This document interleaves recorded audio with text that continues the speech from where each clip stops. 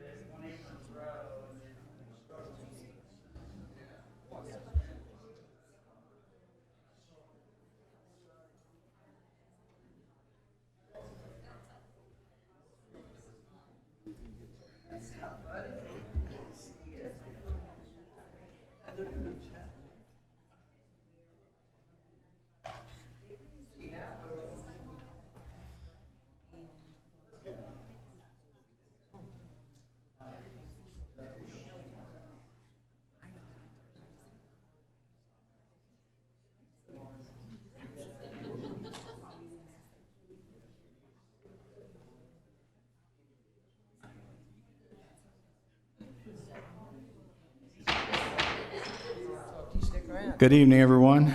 Welcome. Kent County Levy Court Chamber Combined Meeting Notice and Agenda. Kent County Administrative Complex, 555 Bay Road, Delaware, 19901, Tuesday, August 17, 2021. Levy Court Chambers, room 203. Mr. Pedramage, you give the rules for online, please. Thank you, Mr. President. This evening's meeting is being conducted here at 555 Bay Road, but we're also inviting members of the public to join us virtually via WebEx. And the information is on the screen right now at the top of the agenda. And for those people who may be joining us via WebEx, if you're on a phone, throughout the meeting, we will prompt you at the appropriate time if there's opportunity for public comment. But the raise hand sequence for a phone is *3 on your phone will give us indication that you're interested in speaking, and *6 will mute or unmute your phone. If you're on a computer or tablet, the devices will have a graphic symbol, usually at the bottom, a little hand symbol that you could activate to raise your hand, and we'll also then acknowledge you and bring you into the room. During the public hearing, we do have one item that is a public hearing item. Any guests who will be addressing Levy Court on that item will be sworn in first by the county attorney. And other than that, if there's opportunities for public comment, we'll prompt you accordingly. Back to you, Mr. President. Thank you. Thank you, Mr. Pedramaj. I have the invocation by Commissioner Howell, Pledge of Allegiance by Commissioner Buxton, moment of silence for our troops and first responders. Commissioner Jody Sweeney, please stand.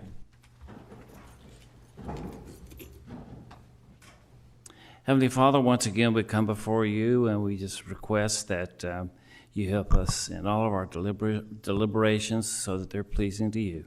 In Jesus' name we pray. Amen.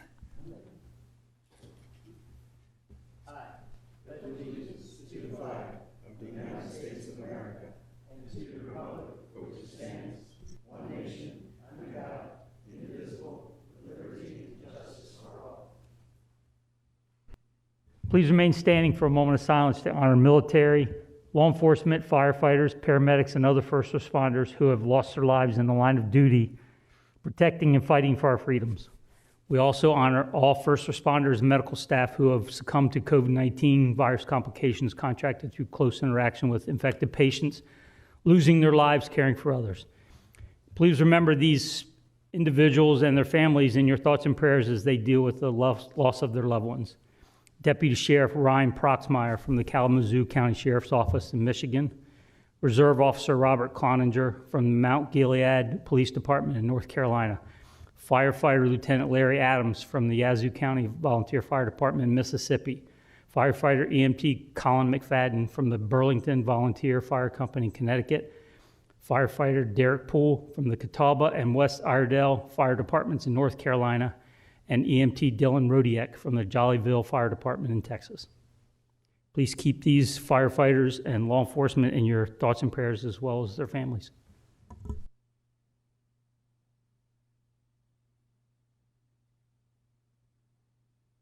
Thank you.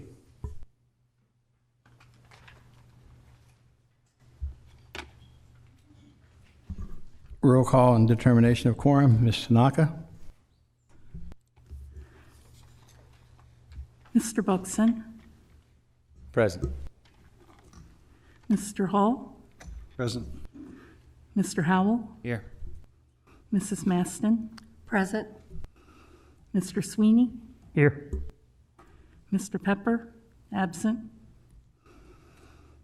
Mr. Angel, Present. Mr. Vice President. Roll call reveals 6 present, 1 absent. Let the record show we have 6 present and 1 absent, and the 1 absent is actually on vacation, the president. Adoption of the agenda. Need a motion, please? So moved, Mr. President, Mr. Vice President. Second. Moved by Commissioner Sweeney, second by Commissioner Maston. All in favor? I'm sorry, Ms. Tanaka?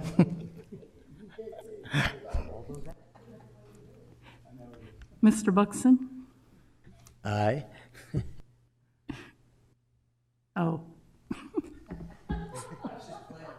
Oh, no. Figured eyes had it tonight. Mr. Hall, Yes. Mr. Howell, Yes. Mrs. Maston, Yes. Mr. Sweeney, Yes. Mr. Pepper, absent, Mr. Angel, Yes. Mr. Vice President, roll call reveals 6 yeas, 1 absent. Let the record show there's 6 in favor and 1 absent. Presentations, employees of the month. If you could read for August, please. We're going to separate them.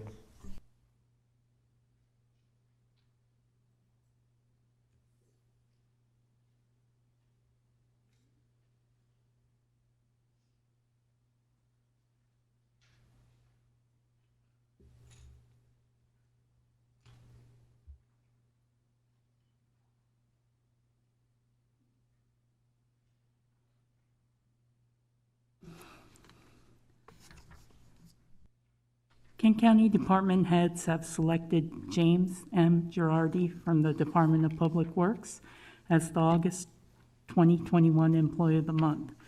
Jim serves as maintenance supervisor in the Division of Wastewater Facilities and has worked for Kent County since July 2006. His primary duty is to supervise 13 maintenance mechanics in the completion of various wastewater collection system maintenance tasks, including installation and repair of operating pumps, valves, electrical controls, piping, and any other integral components in wastewater operations. Jim was previously recognized as the Employee of the Month in June 2010 when he was a Maintenance Mechanic 3. According to supervisors, Jim was instrumental in coordinating with subcontractors, DelDOT, and employees during recent restoration project involving 5 deteriorating manholes located within paved highway rights-of-way across the county. He also recently directed maintenance staff work for the North Aeration Basin project at the Regional Resource Recovery Facility, including reinstallation of the aeration lines and diffusers. According to Public Works Director Diana Gold, Jim has an incredible work ethic and steps up each time a major project needs manpower or an emergency situation develops, such as a force main break. His leadership and communication skills have proven vital for timely completion of these and many other projects. He truly is an asset to Kent County, and congratulations, Jim, on the job well done. And he resides in Commissioner Howell's and Pepper's districts. And the tribute reads, Kent County Levy Court, August 2021 Employee of the Month, James M. Girardi, on this, and this was presented the 27th day of July, 2021. The Levy Court of Kent County, State of Delaware, does hereby recognize James M. Girardi, Maintenance Supervisor, Department of Public Works, Wastewater Facilities Division, for his exceptional initiative, dedication, and conscientiousness in the delivery of services to the citizenry of the county. Thank you, Lori, for reading that. This was voted on at our last meeting, so if James could come down forth and the commissioners go out front to greet him, please.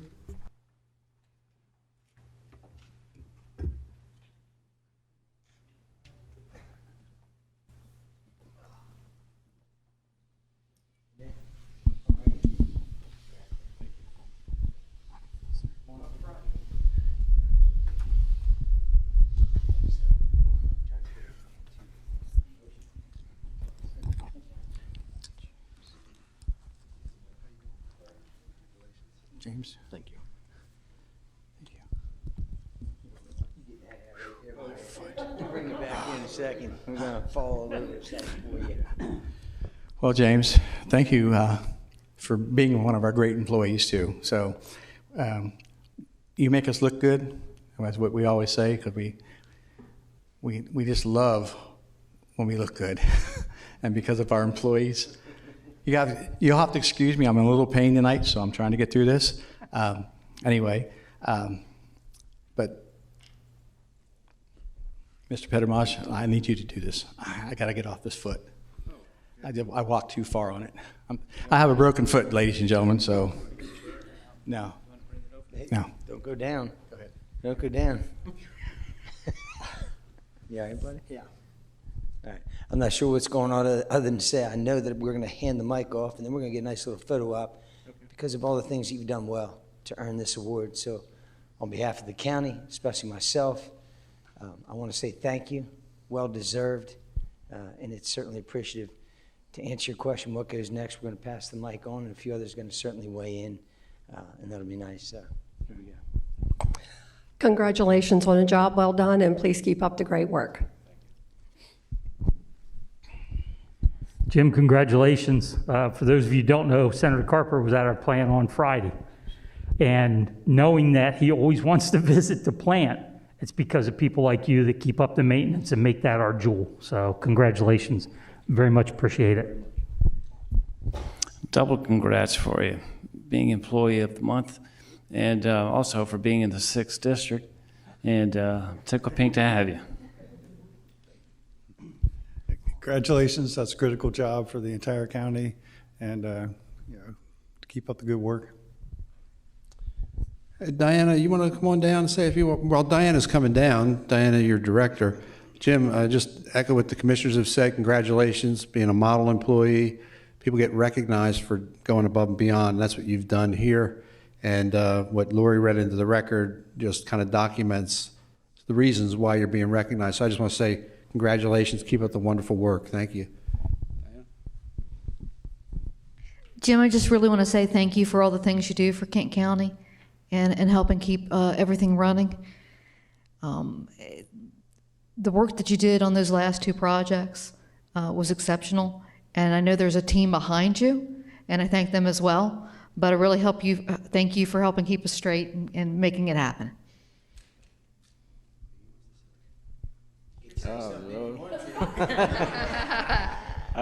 Thank you very much for noticing me and for the work that I do. I do try. I work hard every day.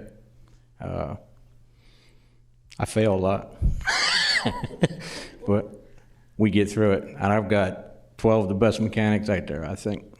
I pushed them really hard on the basin, really hard, and they didn't let me down. So proud of them. Thank you. You step inside here for us.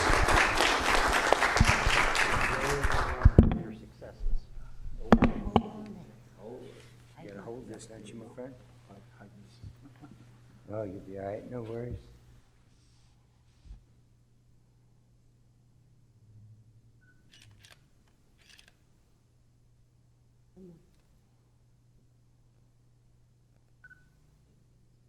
Maybe. Was I not smiling? Wait for it. No, but my camera's acting up. One more. She'll figure it out.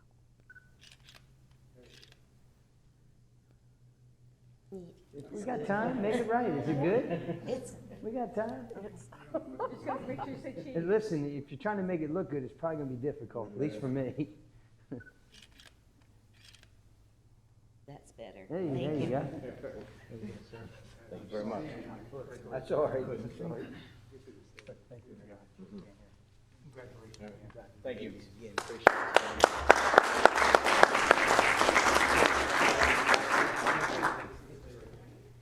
We got one more. Lori, you want to read the next one in the record, please? We'll need a motion for this one.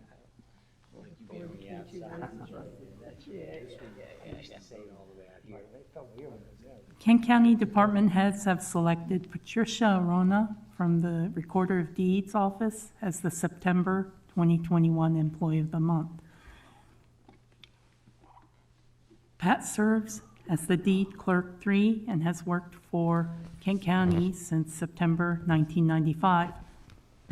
Her primary duties include supervision of assigned staff and assisting attorneys and the public with the satisfaction of mortgages, tax liens, and corporation papers required to be recorded, as well as other types of legal documents. Pat was previously recognized as the Employee of the Month in March 1990 when she was a deed clerk too. Local attorneys and title searchers have come to rely on Pat for her expertise and willingness to help. No matter who the customer is, Pat will work tirelessly to help find the correct documentation to satisfy an old mortgage or help educate them on the process involved with transferring property from one party to another. According to Recorder of Deeds Betty Lou McKenna, Pat Orona is one of Kent County's longtime and most valuable employees. Definitely a team player with loads of knowledge about the deeds office and other county departments as well. With more than 20 years of employment with Kent County, Pat has helped thousands of visitors to the county and goes above and beyond her specified duties to make sure they get where they need to go and to whom they need to see. Pat is pleasant and courteous to the customers, both at the counter and on the phone at all times. Congratulations, Patty, on the job well done. She resides in Commissioner Angels and Peppers districts, and the tribute reads, Kent County Levy Court, September 2021 Employee of the Month, Patricia M. Orona. On this, the 17th day of August 2021, the Levy Court of Kent County, State of Delaware, does hereby recognize Patricia M. Orona, Deed Clerk 3, Office of the Kent County Recorder of Deeds, for her exceptional initiative, dedication, and conscientiousness in the delivery of services to the citizenry of the county.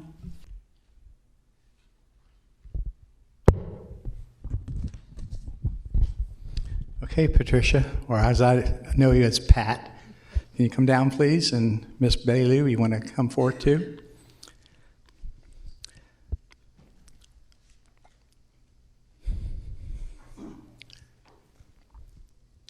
Well, as you coming forth, you are the main staple of your department, is what I'm hearing, and I've known you for a long time, even before you were probably working here at the commission with the commissioners. So all I can say is you're a welcome sight. I like when our employees come forth and get recognized, and you are our September employee. And as you know, it's we've always said around Christmas time, we hope that you are in place for that bonus that can be awarded. So, but the best of luck to you, and we'll have the other commissioners have something to say too. Congratulations on a job well done, and may you be here many, many more years. Wait a minute. I have 41 where I was, so you got a ways to go. You want to tell? And congratulations. It was interesting when we were listening to what was being read, and you were kind of looking, going, are they talking about me? I like it. Congratulations, well deserved, and I'm sure it's absolute. So, do you want to jump in now, or can we? How should that work? Jump in now, sure. Pat, you are an asset not only to the deeds office, but to Kent County. Thank you very much. And certainly I can't say more than what Lori has already presented. But congratulations. Thank you very You do a great job for us. Thank you. We'll come back. So Pat, I have a question. The statistics on there said you were Employee of the Month in 1990. I am glad I wasn't here because I didn't want to be implicated in any child abuse laws. So, congratulations. This is well deserved. We know what great work the deeds office does under Betty Lou, but it's all because of people like you. Congratulations. Good job. Glad you're recognized. Congratulations. Good luck in December. Congratulations, Pat. Pat's a wonderful employee. She's one of those types of people who will tell you what's on her mind, and I like that a lot. You're the salt of the earth kind of a person, and that's why you've been so successful here. I know that you're a huge asset, and so congratulations, and thank you, Betty Lou, for nominating Pat for this honor. Congratulations. Okay, Pat, it's your turn. Thank you very much. I certainly do appreciate it.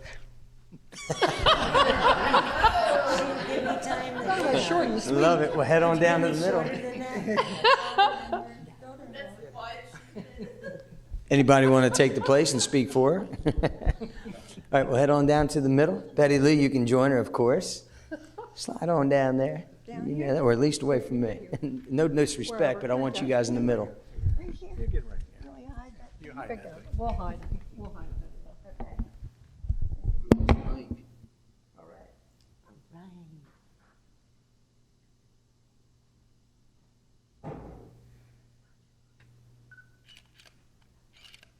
Come on. Come on. Come on, don't be shy. Never that.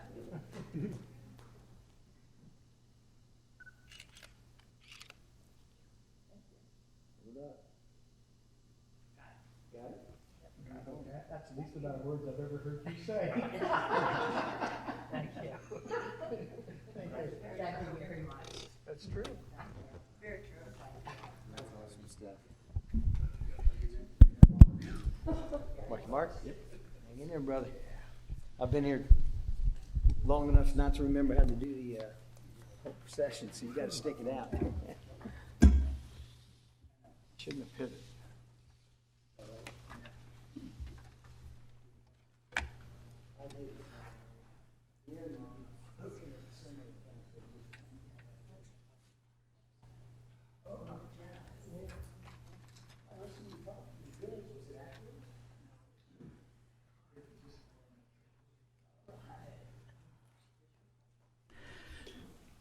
Okay, public hearings, we're going to open them up.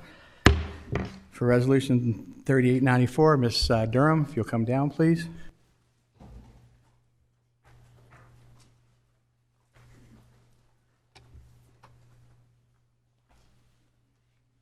Hello there.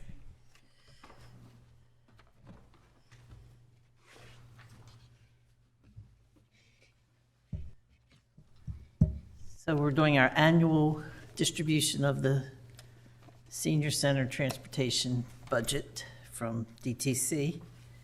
You all had your memos in the packet, and this year we got $647,432, which was $6 less than last year, so basically the same, with an automatic allocation of $50,000 to the Modern Maturity Center, and then the balance to be distributed. Usually I do an analysis, and then Mike and I usually meet to discuss it. We had a little time constraint snafu this time because I was late getting the stuff from DTC, and so anyhow, we didn't actually get to discuss it. But I use the same theories as we have in the past, but this time, because of COVID, when I was reviewing the senior centers, 2019 was the last solid year we had. So I used that, basically all of them. The distribution was based on 2019. And most of them got, with a 2% increase. So you'll see in the distribution that they got pretty close to what they asked for. They didn't quite, most of them didn't get what they asked for. We didn't have enough money to give everybody what they asked for. And the only other thing this year too was there was no money left over, so there was no allocation to KSI. And on a side note, I will say that there actually is money left over from previous years because the senior centers did not spend all the money that they got because of COVID and all that. So I probably will be coming back with a distribution of those funds, and maybe at that time, I'm not sure if Lillian Smith Senior Center ever turned their application in, but there may be an opportunity there to address them. So was there any questions about the allocation, or anybody have any questions or anything you want me to elaborate further on? Commissioner Buckner? Just a general statement that something's going right, because typically it's September, maybe later, and I'm getting calls saying, hey, where's the money? And it Right. doesn't appear that's going to happen this time around, which is actually a good thing. Then secondary to that, I communicated with the two senior centers in my district, and both seemed, pleased with the number. Didn't have it stand out as anything to the negative, so thank you for that. I will be curious on the remaining funds and what maybe the decision might be to disperse it. The last thing, Kent Sussex Industries, you said what'd you say about them? There wasn't any money left over for this year's allocation when I used the 2019 formulas, so I did not, there's no allocation for them. They only got into the mixture when there was leftover funds, and we kind of just, whatever was left over, we handed their way. This year, there was none left over. Okay. From this 2022 allocation. I get it. Yeah, okay. Any further questions for Ms. Durham? Seeing none? Thank you. Okay, open the public hearing up for those in favor. Anybody in favor? If we have anyone on the WebEx that wishes to address this matter, if you're on a phone, *3, or raise your electronic hand or do it on your computer device. Donna Lee, you can make your comments at this time. Hi, I was told you guys would be addressing. Excuse me, ma'am. You have to be sworn or affirmed, please. Need your name and address. Oh, my name's Donna Austin. I live in Clayton, Delaware. Ma'am, do you swear or affirm to tell the truth, the whole truth, and nothing but the truth? Yes. Thank you. What exactly are we talking about, though? I was told we can come on here and talk about the mask mandate. Yes? You're in the right, you're just not on time, that's all. You're a little early. We haven't gotten to that part of the program yet. Okay. I just want to make sure my hands are raised so I didn't get skipped. If you hang in there, you can stick around and weigh in. Fair enough? Thanks. Of course. Ms. Buxton. Anybody else in favor? If we have anyone else on the WebEx that wishes to address Levy Court on this matter in favor, *3 on your phone will bring you into the meeting. Anybody opposed? Anybody opposed? Likewise, anyone on the WebEx that wishes to address Levy Court in opposition to this resolution, *3 on your mobile phone or the raise hand icon on your computer. There's no one on WebEx wishing to comment at this time. Close the public meetings. Ms. Maston, you want to make the motion, please? I'm sorry, I didn't understand, Commissioner Angel. Motion for...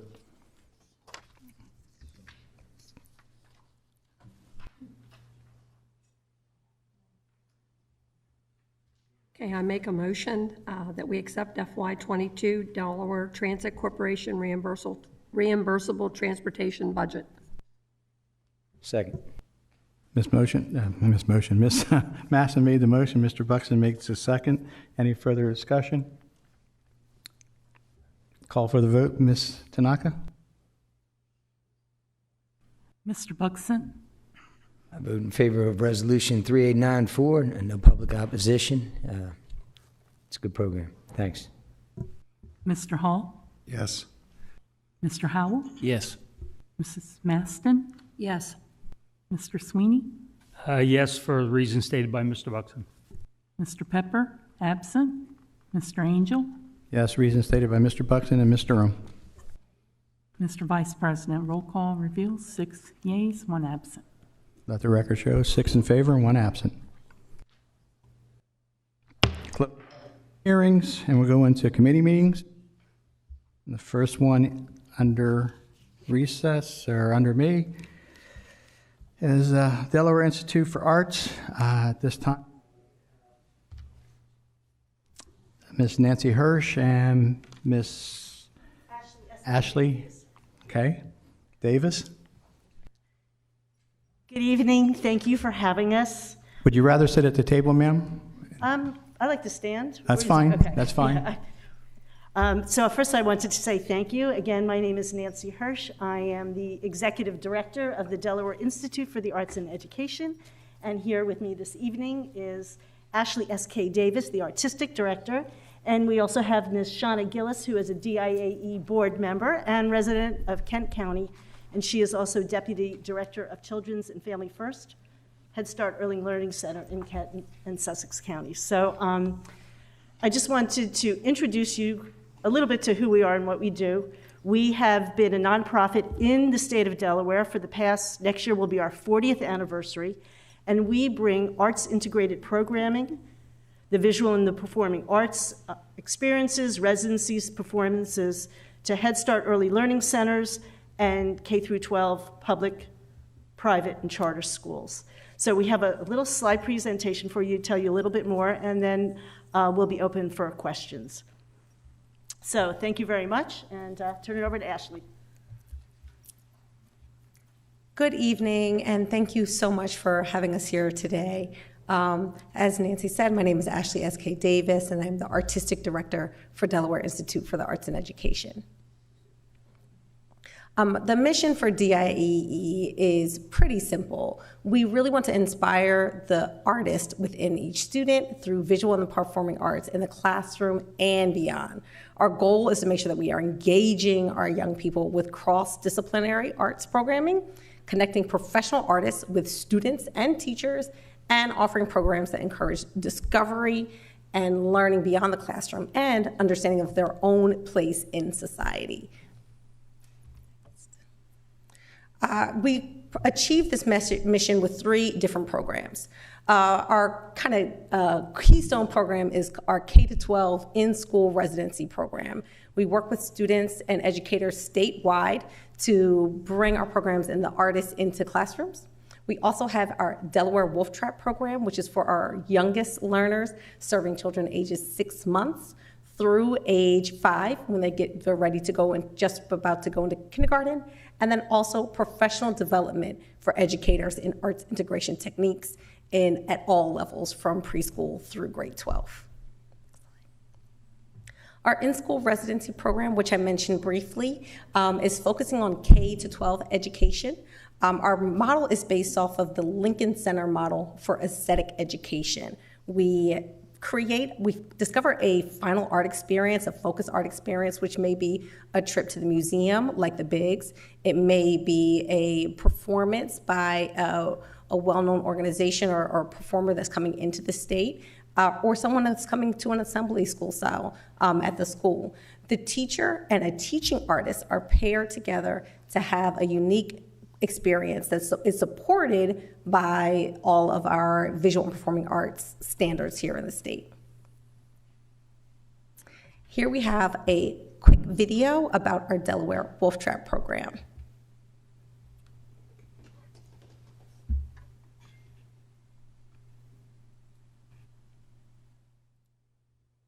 And again, our Delaware Wolf Trap is for our earliest learners, ages 6 months through age 5.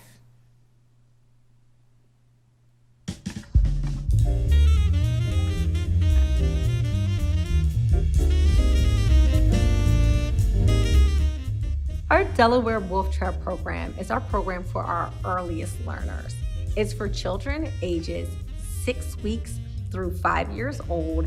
They combine a piece of children's literature, their curriculum standards, usually literacy or math, and a performing arts skill. Wolf Trap is a program that we incorporate into our classrooms, which teaches our teaching staff how to implement the arts into the classroom with the children.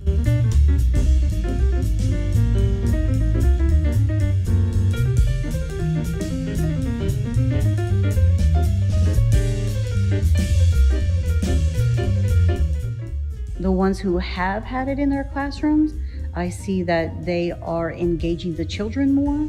I see that more children are participating and wanting to participate because they have that experience of how to bring them in. I was trying to learn new things and new things that I could do to help my children to get them more involved into participating with the program.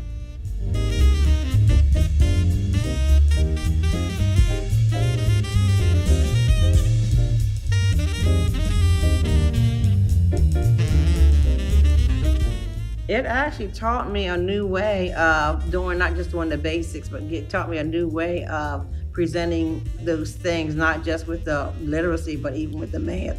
Our goal is overwhelmingly to not only encourage the educators, but also encourage the students and to recognize that an artist resides within each of us. And we are laying a foundation for problem solving and a creative process for every single student that we work with.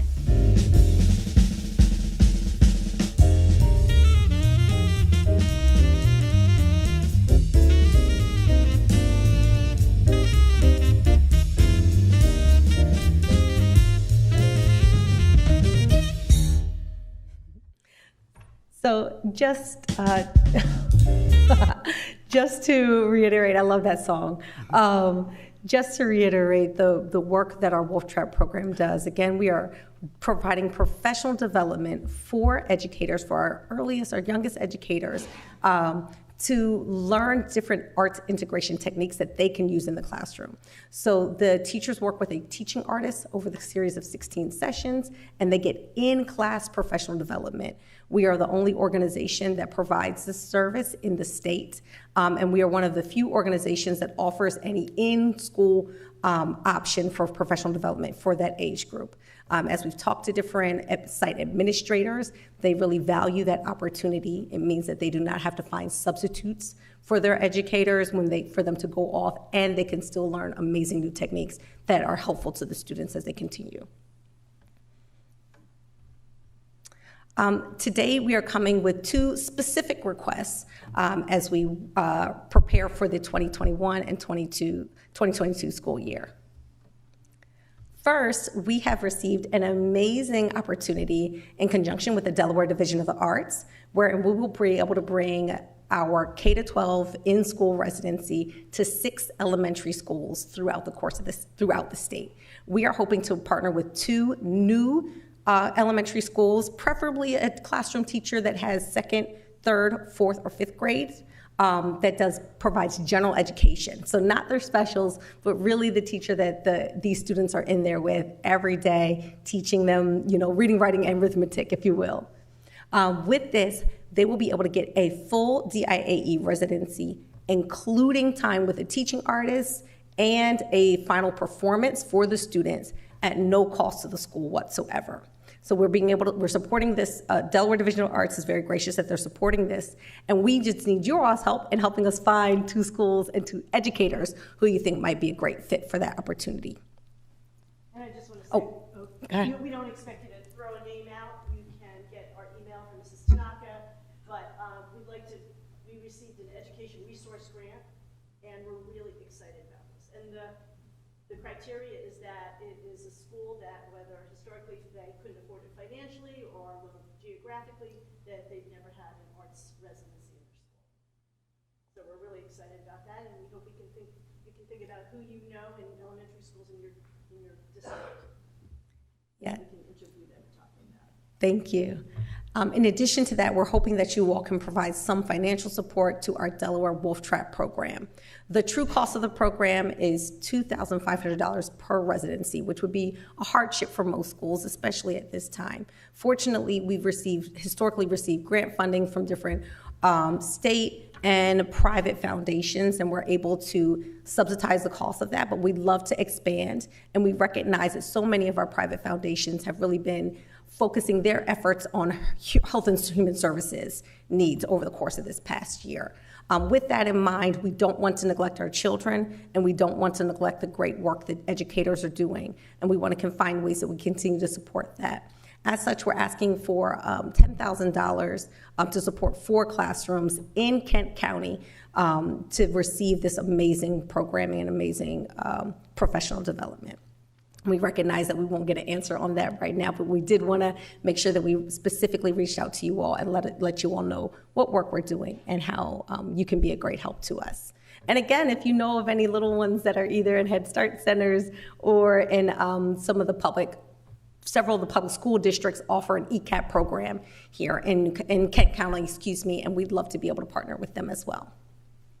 And I did want to say that Ms. Gillis has worked with our program. She just joined the board this past cycle. She's a new board member and can speak to the programming if you have any questions about COVID-19 pandemic on the impact on early childhood education and helping with the education loss recovery efforts to really help our students feel connected. You know, we know the pandemic has impacted the early childhood sector greatly, and so we're looking forward to expanding our services. We have been in Kent County.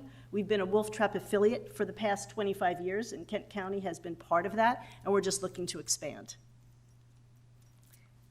Did you all have any other questions or concerns? Mr. Sweeney has a question for you. Yes. Thanks, Ms. Vice President. So, do you guys work with curriculum at the district level? Yes. So it would be better for you to get in contact with the curriculum department instead of individual schools or individual teachers. So what we found historically that works, it's really important for the educators, the classroom teacher that we are working with, for them to have a great amount of buy-in. The work that we do, especially at the Wolf Trap level, at the early childhood level, it truly is professional development. So there are a series of meetings that the teaching artist and the teacher do together. They are really kind of working hand in hand to create something.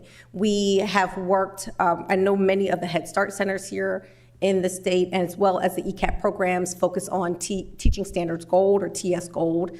However, we do know that there are some of the early education centers that use a slightly different program. When our teaching artists go in and connect with the teacher, we find out what are the standards that you're using and what are the skills that your students may be missing. Sometimes that means that, okay, my kids are doing a great job with literacy, but I'm noticing that we're struggling in math. Or in math, we're doing great with letter recognition, or number recognition and rote counting, but they're struggling a little bit with shapes and patterns. And so we're able to really focus in on exactly what the teacher needs. At the K-12 level, it's similar. We've done a lot of work with the Department of Ed and the arts, the arts chair specifically within that, to make sure that we are aware of the new art standards that rolled out, and we've worked with those teachers.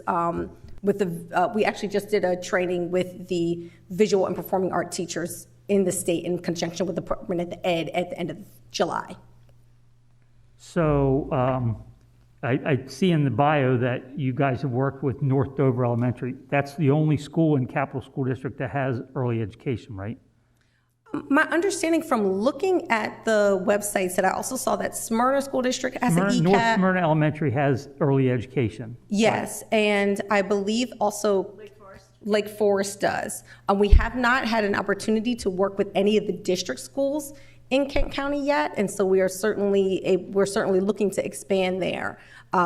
Primarily, our work within Kent County has been through Children and Families First and their predecessor, Telemon, and the various Head Start centers that they had. Could you get me a few more of these? Sure. Absolutely. Yeah. Okay. And so the North Dover, that was the art teacher that reached out to us. She had an idea for a mural program, and it wasn't going to happen this year due to COVID, but she also explained to us, we were creating these art kits, and she said her students would absolutely love it.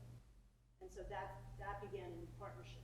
So for the K-12, we're specifically looking for the classroom teacher, not necessarily going through the art teacher, but if you know an exceptional classroom teacher who would be open to this.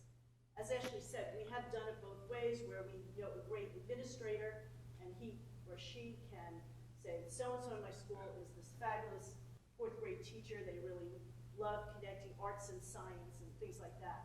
So it can go either way, but we are really looking to reach some of these schools, so thank you. But your focus is on early education, not, because you have K-12 in here also, so. Yes, our focus, we actually serve both. There are two different programs, and the model for the programs are different. However, we do serve both. So our Delaware Wolf Trap is for our preschool program. That is where it's really focused on professional development and helping the educators learn those skills. In the K-12 program, it's a slightly shorter model.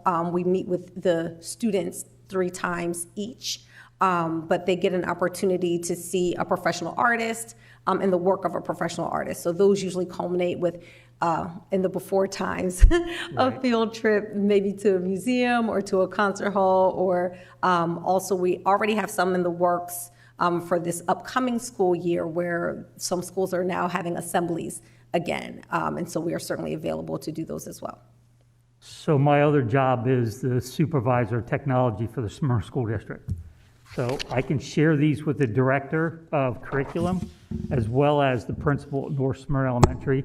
I can tell you that you're kind of late in the year to get started with schools because we start in less than a month. So oh, yes. Even early childhood education has already set their entire program up for the year. So absolutely. And just to clarify, I apologize. So what we are asking for is not something that a school buys into. It's not a curriculum that they purchase. They already have their curriculum that they've set and based on whatever the center says, or at the district level, if they have a certain curriculum that they follow. What we do is to come in and help them implement their program in a way that is accessible for all of the students. So they're able to move and do and create, so that we use those 21st century skills of thinking and creativity and innovation and build that in to whatever's already happening in the school day. So I know it seems on its face a bit late, but this is actually the time the teachers kind of need to know what their classrooms look like, what their schedule is, how many students they're going to have in the building. They need that information before they're ready to have conversations with us. And so we found that August, September is usually around that time when we are starting to connect with administrators and then also educators to say, all right, we're ready to bring you all in the classroom in November, in December, in January. okay, well, yeah, give me a few more of these and we're good. Thank you very Perfect, much. thank you. Appreciate you being here. Any further questions? Is this mainly during a daytime service or after-school program? Yes, these are embedded into the curriculum, so it occurs during the school day, yes. And the Wolf Trap program generally is about an 8-week program. And Shauna can talk about that. You know, typically we'll reach out and we'll say, do you have certain teachers that would really benefit from this program? And then how does that work? So it's not, it's fluid. We work with the administrators to say, you know what, either I have a veteran teacher who's really open and really wants to energize her practice, or we have a new teacher who I think would really benefit from this. So we have fall residencies for the Wolf Trap and the K-12, and then also the winter and the spring. And it is rolling. Like, we start meeting. Our busiest time tends to be January through April or May. And so now is really the time that we start saying who would be great partners and different funding options. So you've already given a presentation to the superintendent for Capital School District, this program? We have not for this year. We have worked with Capital School. North Dover then, right? So we had a relationship with, we've had a long time relationship with Dover High, and one of our new board members is also from Dover High. And Dan Sheldon, Dr. Sheldon, knows of us, but now he's in Christina, so we can reach out to him for Christina. We have not met the new superintendent of Capital yet. Yeah, but if anyone has the capacity to do an introduction, we'd love the opportunity to do so. Okay. Well, I just wanted to bring that up because I'm a former Capital School Board member and graduate of Dover High School, and so okay. But anyway, I just wanted to make sure because there is a protocol too. I'd like to see this taken off, and hopefully they can help fund you also within their budget because they have different grants that they can apply for that are a lot bigger than probably what you aren't working with. So just thinking of my 20 plus years ago of experience, I thought maybe that, I'd ask that question because I like to see this program flourish more. I like what I see. Thank you. And if you have any suggestions for funding sources in Kent County, we did apply for a Roy Klein Education Fund through the Delaware Community Foundation, and that would probably pay for one classroom. So again, we're always looking for new partners to help us grow our reach. Is this a nonprofit? Yes. It is? Okay. It is? Okay, because I know there's a lot of different grants out there that you can apply for as a 501(c)(3). So I just wanted to bring that up. And we're always looking. We're also looking at county Any other commissioners? Okay, they've asked for a $10,000 request, but at this time, we just went through our budget process, so I'm not quite sure. This is something I think that we need to have another committee meeting Absolutely. on and another time, and bring you back maybe to Mr. Petamaj. Is that a good idea? Yeah, Commissioner Angel, it probably would be best for perhaps leadership to discuss this and see if there is a source of funding that you would be interested in considering in support of this program, and bring it back at a later date.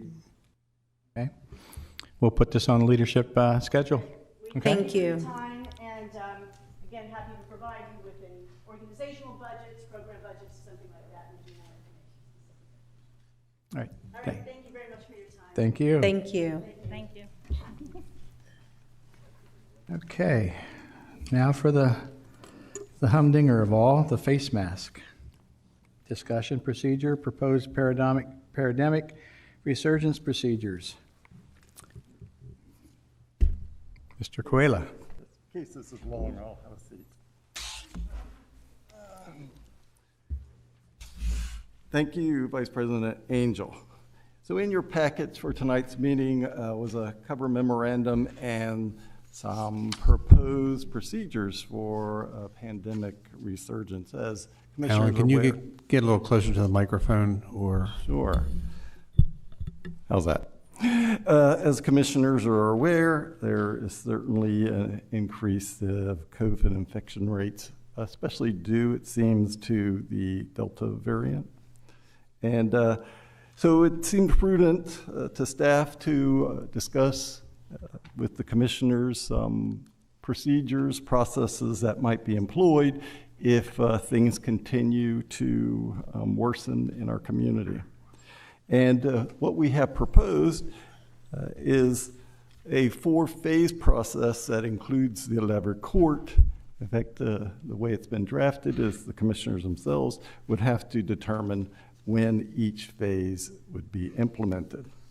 Phase 1 is one that would require all of the unvaccinated employees that have not been fully vaccinated against COVID-19, to wear a mask at all times. It would also ask that employees, when they are in public areas and working with the public, and perhaps co-workers that are wearing a face mask, that they reciprocate and wear a mask during those times. Also, in those situations where a jurisdiction or a partner entity, such as the Air Force Base, might require the wearing of face mask and other such things, that they would be obligated to comply, obviously. And also that the employees would need to report to the personnel director, much as they did during the height of the pandemic, if they have been exposed, if they're feeling the symptoms, and if they test positive, so that we can take some action in response to that. So that would be phase 1. In phase 2, we would return to the daily screening of employees. That would include temperature checks and also questions trying to determine whether or not they may be exposed to or suffering from COVID symptoms. And we'd also strongly encourage the public to wear face coverings when they're inside the building. In phase 3, should Levy Court decide to implement that, all visitors would be required at all times to wear a face mask or submit proof or attestation that they've been vaccinated. Employees would also need to wear a mask when they are within 3 feet of coworkers, in addition to obviously in hallways and restrooms, conference rooms. And then finally, phase 4. So phase 4 would require employees to wear a face mask at all times in the workplace, much as was implemented during the height of COVID, perhaps some of the worst times. And a final requirement in phase 1 would be that employees would have to submit proof or attestation of a full vaccination against COVID-19, and or a signed statement from a physician and or weekly negative COVID-19 PCR tests. We did also try to very precisely define what a face mask would entail, and this is on the recommendation of the Director of Public Safety.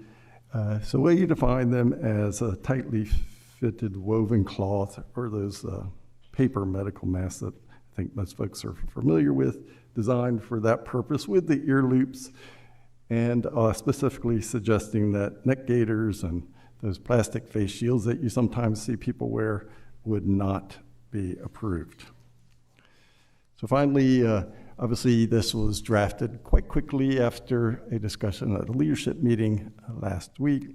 And if Levy Court is inclined to move forward, I did make some very minor adjustments to the wording, which I would request that you would consider in lieu of the draft if you were to move forward.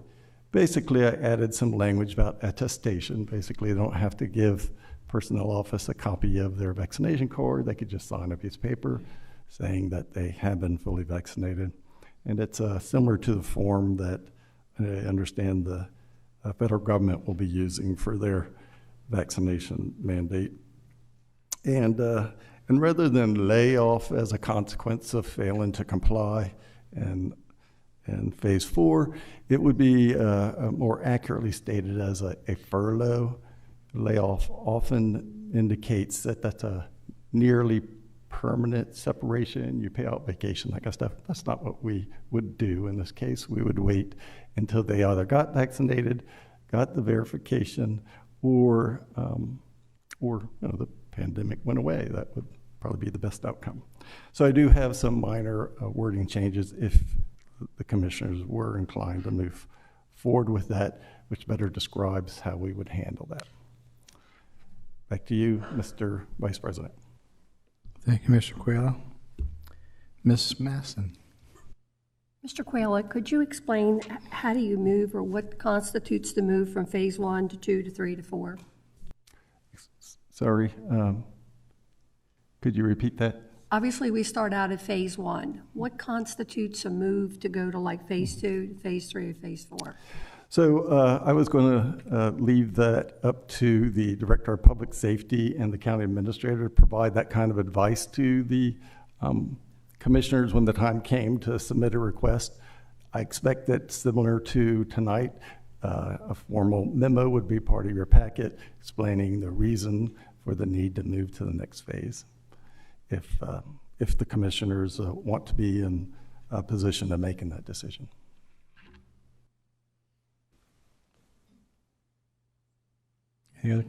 Commissioner Howe. Well, I guess I'll be the deviant of the group. I don't know how you folks think about this whole thing, but in view of the fact that we're not going to meet back here until the 10th of September, I think we ought to scrap the idea until then.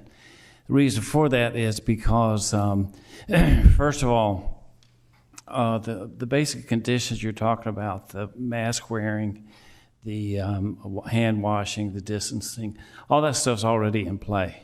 There's just more flexibility. All right, so if employees here want to go that direction, they have that option. But I do have hesitation about compelling people to divulge if they had the COVID shot or not. That to me is like asking a person if they had an abortion. You just don't do that.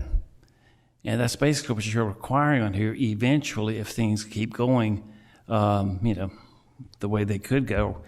But chances are things will have settled considerably by the time we meet back here. And I don't like the idea of us making a rule and then vacating the premises until the 10th of September. I know there's some full-time employees here that are here Monday through Friday. We won't be. It looks kind of like, it's good for thee, but not for me. I don't agree with that. I don't agree with that mentality. But there's lots and lots of information out there. Unfortunately, a lot of it is conflicting. Even with Dr. Fauci, he's contradicted himself a number of times. And I don't want to get into that deeply, but I don't just look at the physical factors such as the number of hospitalizations, new cases, deaths, so on and so forth. I look at the societal and the mental processes that people have because of COVID. And it's not a pretty sight. There's a lot going on that is present, and it's not necessarily visible with a test. It comes out a lot of times in conversations. There have been some extreme examples of people that really have just gone way out. Some politicians, some just personal individuals. And I don't jump when the government says jump. Now, another big fallacy that is propagated a lot is that this disease is so predictable. It is not predictable. I've got a friend, an electrician. His wife is diabetic. He got COVID. She didn't. The diabetic is way up there near the top of the list if they have complications. Believe it or not, at the bottom of the list was asthma. I do not understand why. There was a recent study of 5 million people, and they found that there was one group that was the most resistant to all of this, safety stuff, and you'd never guess who they were. They weren't a bunch of toothless 8th grade grown-ups. They were people with PhDs. 23%, that was the highest number in a category, okay? So there's so much bad information going on out there, and I'm afraid that this on-again, off-again stuff is causing problems that are not visible. You have to be discerning and you have to look for them.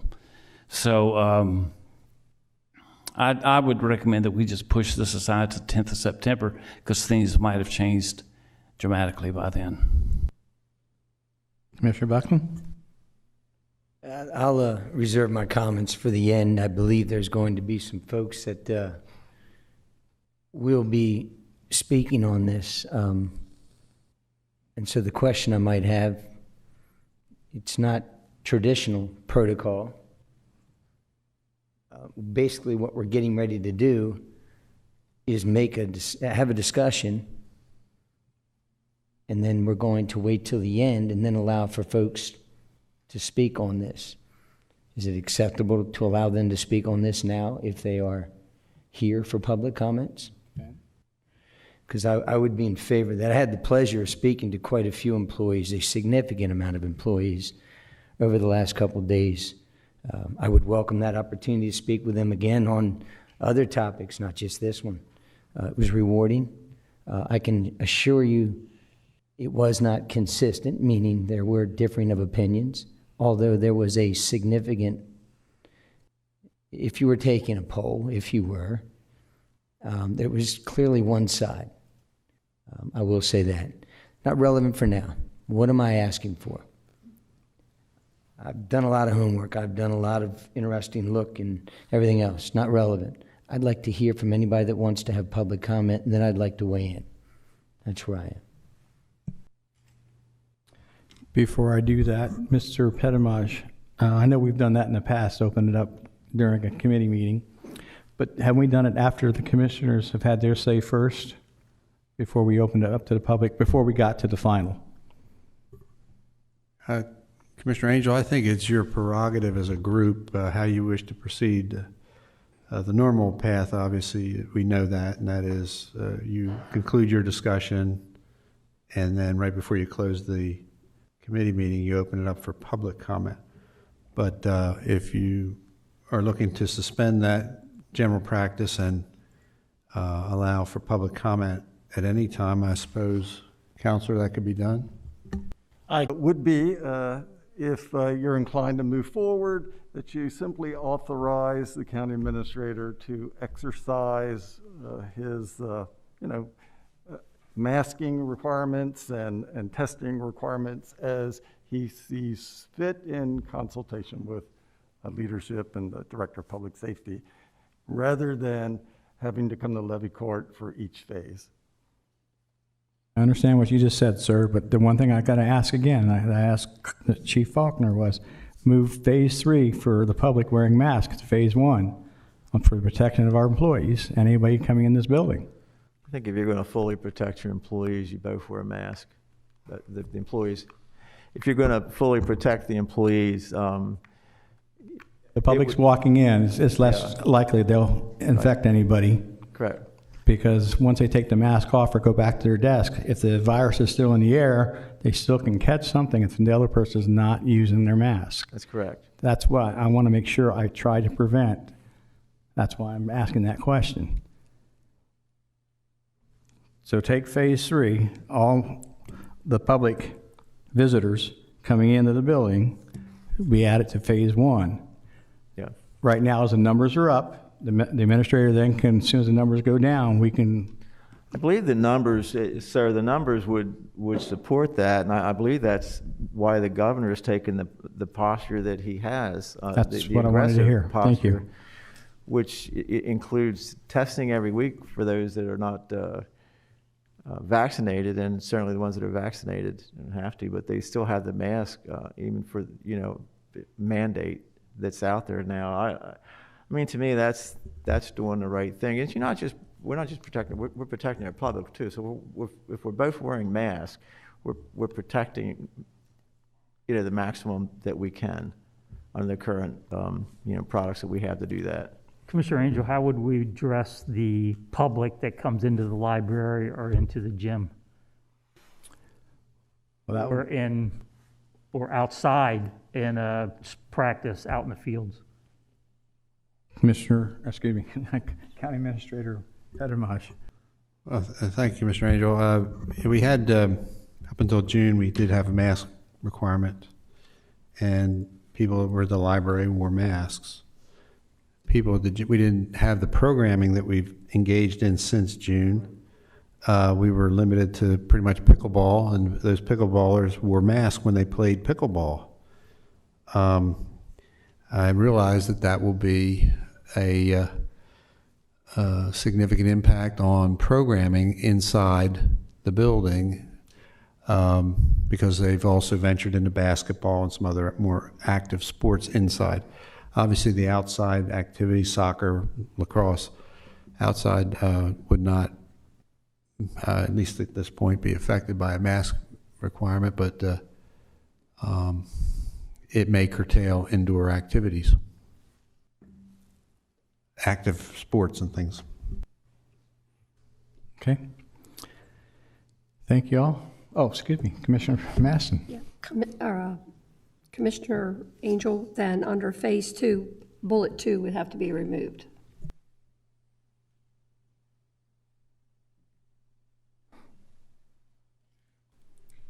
Yes. Or Commissioner Angel, the Levy Court could just trust the county administrator to implement the necessary rules, parts of phases, however he believes, in consultation with parties to do it. It would remove Levy Court from the process, which is what I thought I heard the majority saying they wanted to do. I think I heard what you said about removal, so I'm not. But I'll try to be very clear. I thought I heard the majority of commissioners indicate that they would like the county administrator to decide what may or may not be implemented, and the Levy Court would be removed from the process. If that's the case, you wouldn't really need to talk about phases. Here, you would just express your opinions, your thoughts, your recommendations to the county administrator as he moves forward with possibly implementing all or some of these simultaneously, individually, as he would find advisable. That's what I was recommending. You were absolutely right in what you just said. However, as commissioners, we also set policy. So we're just having a discussion and a talk, how we feel, so that we know that our county administrator can make the decision to move things around if he needs to, based on what we're talking about.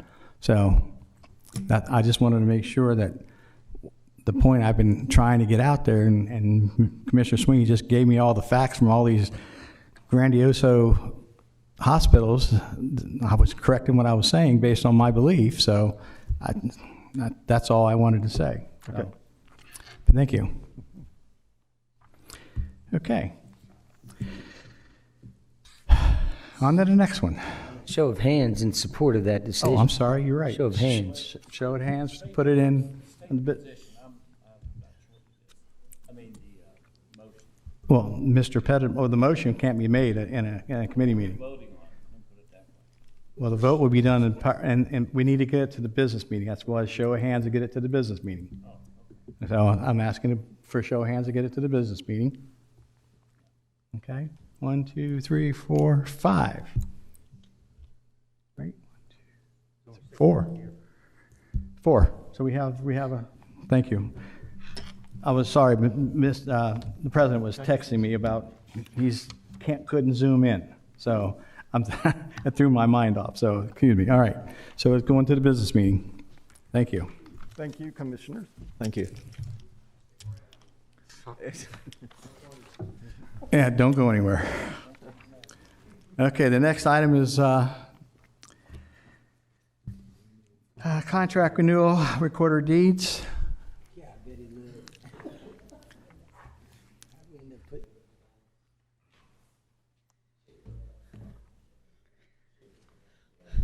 Good evening, everybody. Hi, Vanessa. Hi. Our Kent County Recorder of Deeds office currently leases our software from Avenue Enterprise Solutions, LLC for our office records management, workflow, and imaging of deeds documents, as well as the maintaining of our public website of land records. This is a 5-year software contract renewal for a total of $342,900, which is budgeted annually within the deeds operating budget. There have not been any price changes on this contract since 2011. Although it is not a new contract or service, this is the first contract that we are entering with Avenue because this service is a result of buyouts and mergers. I respectfully request to move to approve this 5-year renewal of the contract for office records management, workflow, and imaging of deeds documents for the total amount of $342,900 with monthly payments of $5,715 to Avenue Enterprise Solutions, LLC, which is already budgeted within the deeds operating budget. Thank you for your consideration. Any questions for Vanessa? You just won tonight, Vanessa. Yay. Okay, thank you very much. Thank you. Any public comments on these 3 items? Any public comments on these 3 items? Mark, anybody online?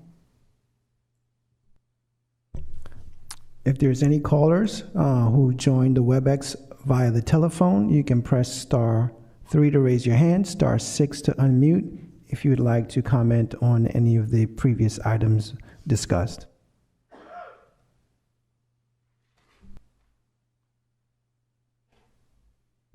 Okay, caller, you can go ahead and state your name.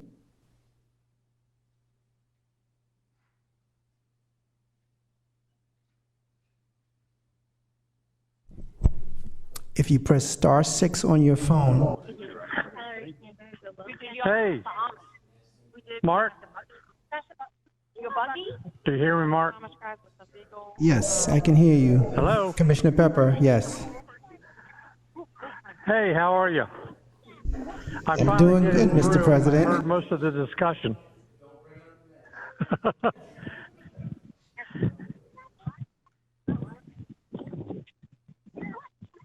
Am I live? We can hear you. Sir, you are. Go ahead. All right, great. Yeah, I finally got on and I heard most of the discussion. I thought it was a very good discussion. And I think we need to do the responsible thing and get this policy passed so we can take the necessary actions that we need to do to protect not only our customers, but our employees as well. I agree with Commissioner Buxton. Everybody has their right to choice and everything. But, in order to gain those rights, you got to be able to make good decisions. And a lot of folks, and we all know them, don't make good decisions. And we need to protect ourselves and our employees from those that do not make good decisions. And a lot of effort, a lot of thought was put into this policy. So I think, we need to if you need my vote to move it forward, yeah, let's move it forward to the business meeting, and I'd be in favor of the changes that you all made, and for the policy, but we need to get the policy through. That's all I have to state. It's kind of hard for me to hear. Got a lot of noise in my background here, so. But we're finally in Burlington, and it's nice up here, but it's raining. So glad to be away, but I'll be glad to get back too. So that's all I have. But thank you very much, and thank you everyone for the all the consideration that you put into the into this and the discussion for the policy for the mask. So thank you, everyone. Take care. Until next week. Mr. President, before you get off, are you okay with removing us from the commissioners from voting? For let Mr. Pettimaj handle this? Sure. Okay. Yeah. I've got full trust in the county administrator. We've just had a law passed to give him authority to do that. Sussex County Administrator, I believe, has the same authority, and I think in cases like this where we're not going to be meeting for 2-3 weeks, and things need to be taken care of quickly. I think it's necessary to move. So, like I said, I have full faith in the county administrator, and I know that he'll seek input from the rest of the commissioners, on items like this. So, I have no doubt in my mind about that. Will you be voting on this in the public meeting? Are you going to bring it tonight? Yes, it is. It's later on after we get through the committee. Yeah. Where are you? What's left on the agenda? Right now, we're at community services with Mr. Sweeney. Okay. Yeah. I will try to vote. Try to hang on here as long as I don't lose you all. Connections kind of goes up here, but I will try to stay on the vote later on. Question though, voting on the mask. Right. Then I misunderstood what was said because I thought it was in the authority to simply just follow the policy, and so then why do we need to? No, we got to vote for the policy, to approve the policy. Policy was approved in 2-9. All right, go ahead. Sorry. I didn't want to revisit it again. Okay. That's what it is. Thank you, Mr. President. Okay. Yeah. Mr. Sweeney. Thank you, sir. Mr. Shepard's here to talk to us about security at Big Oak, surveillance.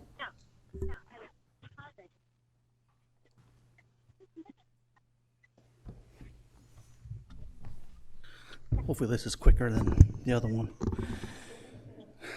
So as you know, we've built a restroom facility at the north side of Big Oak Park near the ball fields. It's been a successful project. We did notice that we did come in under budget, which is awesome, but it also let us know that we did have an opportunity to add video surveillance to that side of the park where we have none at all. It is, well, previously, before COVID, was a pretty vibrant part of that park with a lot of softball and walking and stuff like that. Still a lot of walking, not as much softball and other play at this point, but hopefully in the near future that'll come back. So we reached out to Advantech because we work with Advantech on all of our video surveillance projects. They gave us a price quote on service for that particular facility. It's really a two-part project. The first part of it is to provide surveillance to the front end of the bathroom facility, which is the doors. So essentially, we'll be able to know people going in and out. No view in, obviously, but just the in and out and along the trail along the front end of that particular facility. And then we thought that since we wanted to have more surveillance of the entire park area on the north side, that they would put up a pole to provide 3 cameras that would provide us good view of all the 3 ball fields. That project proposal came back $25,550. The contract also includes the $15 per month, which is the video health monitoring plan, which we've talked about that here and other things many times, so hope you understand that. Additional costs, which really aren't included in this contract, which we're here today, is we'll need to get a cellular modem for the data, and then a data plan through Verizon, which will just be handled through the operating budget for FY22. I think it's a slam dunk. It really provides us the ability to go back and look at what's happened there. It's not necessarily going to be a truly live system. We will be able to dial in, of course, and by dial, that's an old term, I apologize. We'll be able to network in, but we won't be live streaming anything at that particular point. But pretty simple project. Still, the project is going to be under budget, and in the memo, it does state that half of this project is virtually being paid for through the ORP funding. So kudos to Mike Rigby for doing a very good project for you. Any questions? Mr. Shepard, so we don't have anybody actively watching the cameras 100% of the time. It's only reactive. For Big Oak currently? Yes. Or what, no, for this particular with project? It will still be reactive.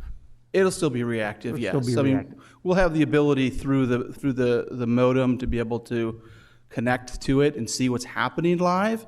Right. But because it's going to be purely cellular data, we're not going to be streaming it constantly, because I think we all understand from the public safety building that could take up an enormous amount of data and force us to go a different route. So this allows us still the ability to go to a browser in my office, Mike P's office, Sam Vasquez's office, Mike Rigby's desk, click on a thing, log in, and you can see what's going on in those cameras. Right, so what I don't see is any recording capabilities. Recording? Yes.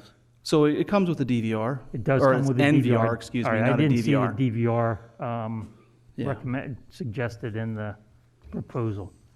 Because that's kind of important for when somebody says, hey, Jeremy, I got to the park today and someone broke in last night, and we find out that we didn't have that on video. There's an NVR. There's an spec NVR. as part of it, yeah. Where's that the NVR? HD network video management system shall include the installation of I see it at the very bottom. Okay. Under the scope milestone of network work. Gotcha. video Okay. recorder. It's 4 terabytes, 30 days approximate storage. And of course, that depends on. Where's the NVR going to be? Is that at the? It's located. It'll be located inside the concession area Okay. of it. Yeah. All right. So Any we other- have electric. We got everything. Perfect. Just should be a quick job. Any other questions for Mr. Shepard on this? Seeing none, move this forward to the ensuing business meeting. 6 hands. Thanks, Mr. Shepard. Anybody on the phone or in the audience have any public comment on security cameras at Big Oak Park?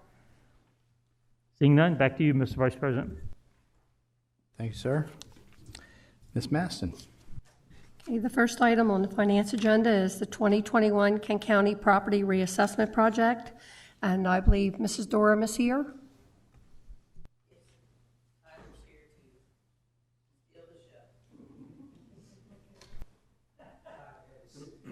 I figured after all. What did you say? Say it again. You won't find it as funny, so never mind. I thought we'd lighten the mood with reassessment talk for just a little bit. Thank you guys very much. The county has contracted with us through a process, and what I'd like to do is just quickly as I can, go through just an overview of how we got here and what the process is for anybody listening online for you guys, and then answer any questions you have. The county is, my name's Paul Miller, by the way, with Tyler Technologies. I've been with Tyler about 25 years. The process, the county, all of Delaware, all 3 counties go by a base year assessment system, which means when they go through a reassessment like you're embarking on now, those values are set in stone until the next reassessment. The last reassessment, I was a junior in high school, 1983. to give you a perspective of how long it's been. That's not uncommon at all. As far as I live in Pennsylvania, we do a lot of work in Pennsylvania. 67 counties, they too have a base year system. They too, most of their reassessments are conducted as a result of a lawsuit. Not all of them, but quite a few of them. All three counties, just for some history that I'm sure you guys all know, all three counties were sued, and with the base year system, it's a valid way to reassess, or a valid way to value properties, but through time, the equity, the ability to maintain equity, which is the whole purpose of assessed values, which is to collect taxes based on the value of one's property. Once you assess, it's a very solid way to do reassessment and to determine who should pay what based on the value of their property, but through time, that becomes less and less true. So it's quite easy for lawsuits to be successful like they were here. So the county's going to embark on a roughly 30-month reassessment of all properties. And we're going to determine a current market value of all properties. It's a very confusing thing because most people look at their assessment and they know it doesn't relate to what their property's worth. It relates to what their property was worth in 1983, which gets further confusing because what if my house was built in 2005? It wasn't even built in 1983. To hear you guys discuss the masks was interesting because it's surrounded with misinformation and confusion. So for 90 minutes, 2 hours, we sat here while people tried to work through it. Reassessment, oftentimes, that is what happens. Nobody's been through it. They look at their assessment. They say there's no way this matches current market value. We go through the process of explaining to them that it will now. We go through the process of explaining how that could affect their taxes. We go through the process of explaining why it's important that we go through the process. So starting from the beginning, we will begin the project right here doing public information. Anyone on the dais, anybody listening on TV that has an organization, a lot of times it's school districts, different cities or townships, the city of Dover, may ask for public meetings like this one where we'll come speak to a room full of people. A lot of times it picks up closer to the end of the project when taxes are affected. But we start off now by informing people as often as we can of the process. And the process starts probably late September, early October with data collection. We're going to go door to door to every property in the county. We're going to measure every property in the county. Now, obviously, if there are fences or something barring our way, or a homeowner comes off and tells us to get off their property, or there's no trespassing signs and a gate, those kind of things, we obviously can't measure those. But in effect, we're going to go to every single property. We're going to photograph every single property with a current image, street level image, and we're going to measure every property because it's impossible to figure out how much each property is worth without knowing what each property is, how big the lot is, how big the house is, how many bedrooms, bathrooms, what year it was built, what condition it's in, those kind of things. We have a lot of detail on each and every property, commercial and residential, but those are the big ones, the things that you look for when you buy and sell property. Those are the things that we capture, and we take photographs. We also use aerial imaging a lot, especially if we can't get into a property.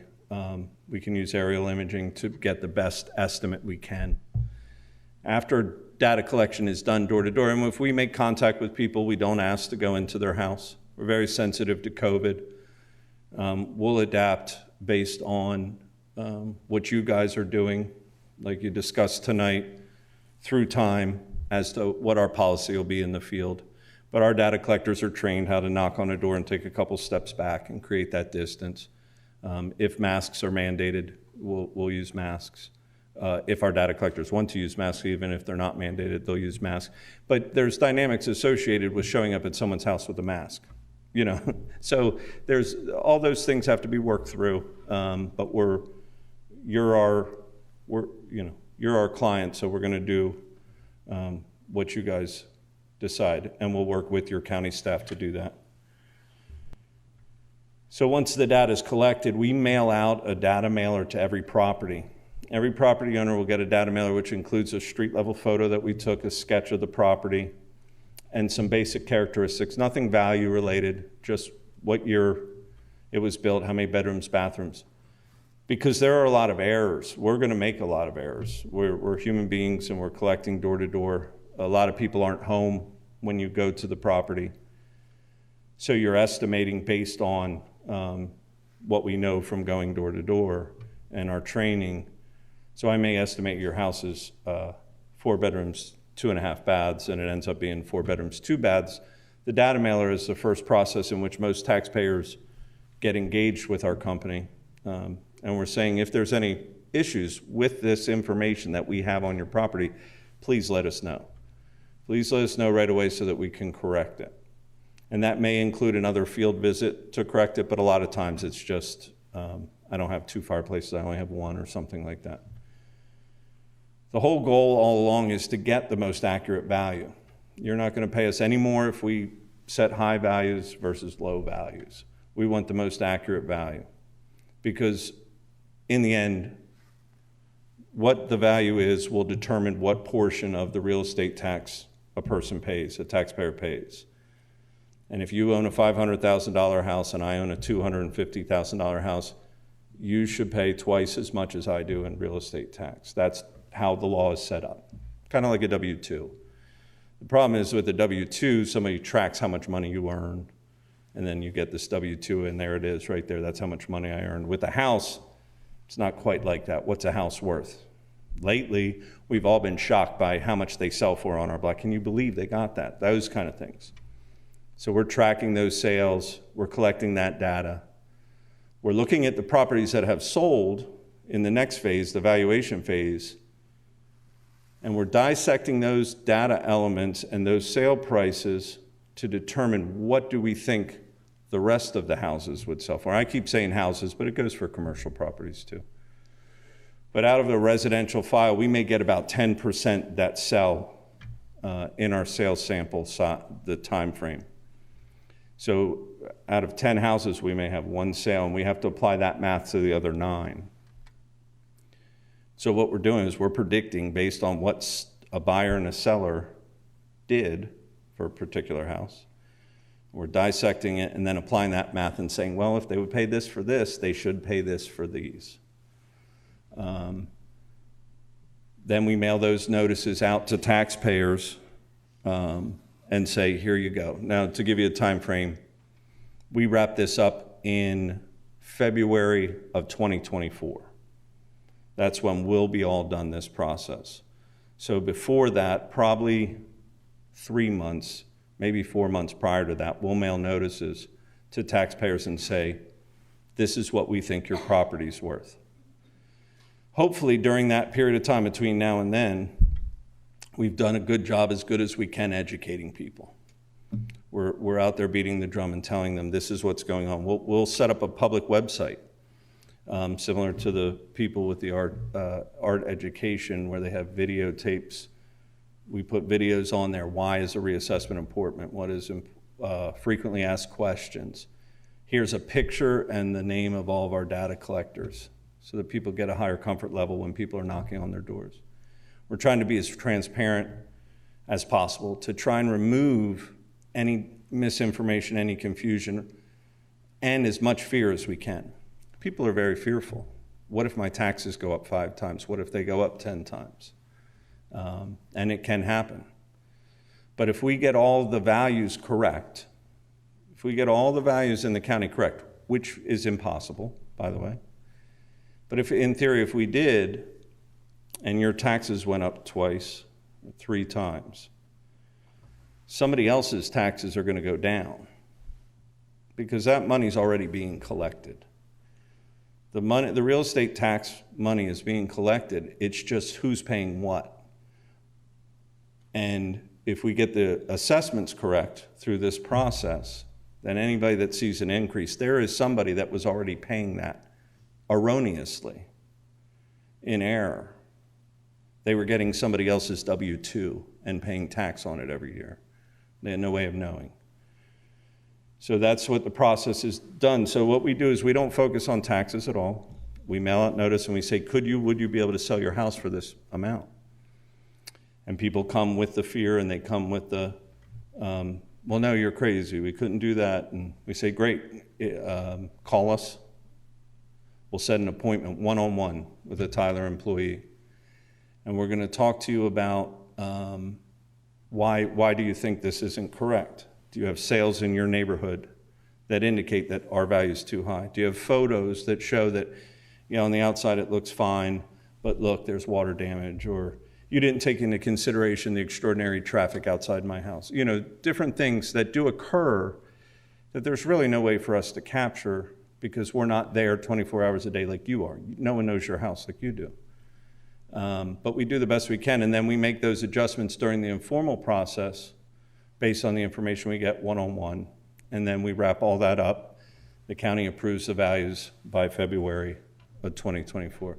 And that's a very simplistic way of saying it as quickly as I could. I can take as much time as you guys did discussing the masks, but I don't think you want me to. So I think that's basically it in a nutshell. We've been doing this process every 5 years in the city of Dover for about the last 20 years. They've been a great client of ours. Smyrna's been a client of ours. Milford's been a client of ours. And we do a lot of work in Pennsylvania. We're very excited about the opportunity to do all 3 counties in the state. So any questions you guys have, don't hesitate. Yes, sir. Commissioner Sweeney? Thank you, ma'am. So you'll do public meetings ahead of time. You'll do data collection at every door. You're going to do some type of remediation. So that remediation, after you've done all the data collection and assessment, is going to limit the number of people who feel like they're still paying more taxes than they should be, of coming back to the county board of assessment for the board of assessment to look at it again, correct?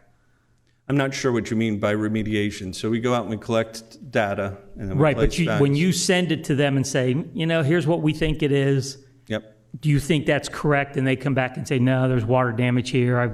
I live right next to Route 13 and there's traffic all night long. So that's the remediation part that is going to take a lot of the steam out of homeowners who might have to face an increase in their property taxes. Yeah, or not property taxes, but the valuation of their house. Yeah, so 2 things. One is many people that come in and see us because they think the value is too high and go through what you call the remediation, I call the informal process, they may actually be seeing a tax decrease before they even come see me. That it's neither here nor there. It has to do with their value. But what I think you're saying is the informal process will cut down on the number of appeals that go to the county tax boards. That's correct. Yes. It oftentimes cuts it in half. We don't shy away from appeals because statistically there's going to be a certain number of appeals, and in any county there's a certain number of people that just want to fight no matter what. So we don't shy away, but we do try and cut the number down. I will say last year in the middle of COVID, or at the beginning of COVID, we were in the informal process in Delaware County in Pennsylvania, 200,000 parcels. On a Thursday, we started hearing that they were starting to shut down township buildings. Well, we have our informal meetings in a township building with tables set up. By Monday, we were open up for phone hearings. We had to bob and we had to adapt. Those appeals at the county were greater than the one, or not greater, they weren't half of what they were at the informals. But to me, that was an anomaly. People were dealing with, March of last year. They were not thinking about the reassessment, but they put it on the back burner. And then by the time the formal appeal came, they did appeal to the board. So, but those are that's out of our control. But normally it's about half. Okay. Do you recommend any policy changes to address that in the counties or the jurisdictions that you work with? There's an attorney in Sussex County that we were dealing with for the contract negotiations that called me about, I'm not a lawyer, I don't know your laws as far as appeal boards go, but he indicated, right or wrong, I don't know, that there was a limitation that your county tax boards are an extension of your judiciary, and I think you're allowed to have one. In counties, like in Pennsylvania, in Delaware County, for instance, they have one county tax board, but during the reassessment, they like deputized 4 other ones. So they had 5. So no matter how many people appealed, because statutorily they only had a limited amount of time, the lawyer down in Sussex was starting the process to try to see if they needed to make changes to the state statute to allow counties to do that. And I can put you in touch with him to see if he's gotten anywhere. That was literally like 6 weeks ago or 2 months ago that I talked to him about it, so I don't know. But that's a good question to ask, to be prepared for that kind of thing, because I think you guys get like 1 or 2 appeals a year. I don't think it's many. And during a reassessment, I would imagine you can count on thousands.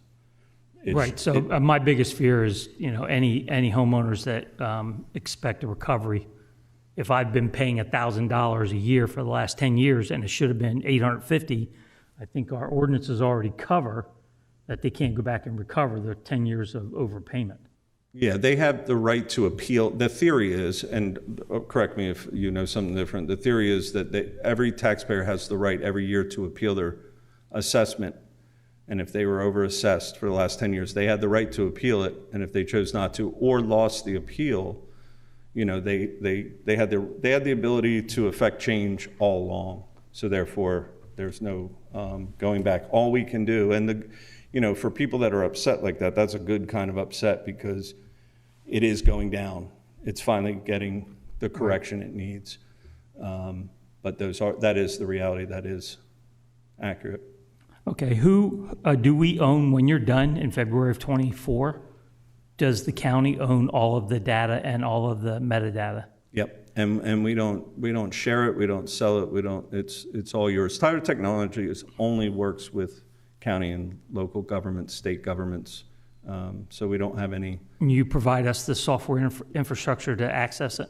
So a couple of years ago, the county went out for requisition. You had a CAMA system where your supplier wrote you a letter and said, we're no longer going to support CAMA, and you went out to bid and I lost. So you have another company's software in the county, but I will say that we did put in our proposal that an option to replace that software as part of this process. And quite frankly, there is the county above you and the county below you both have our software. The city of Dover has the same software that we put in there. And we did it at no additional cost. The cost to us to use a third-party software, which we do, and we do it elsewhere, but we lose control and the ability to be as nimble. And so our day-to-day work becomes much harder and costs us a lot more to execute. So if we have our software in here, the actual reassessment part goes a lot smoother. So if you want to, at the time when the award was happening and the contract was being signed, the county was like, well, we're not going to decide that right now.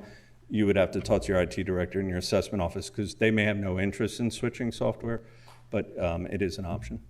Thank you. Any other questions from commissioners? Mr. Pettit-Demonge? Thank you, Commissioner Maston. Not a question, but just for the commissioners' edification, we had a staff level kickoff meeting last Monday, and we talked about the early phase public meetings.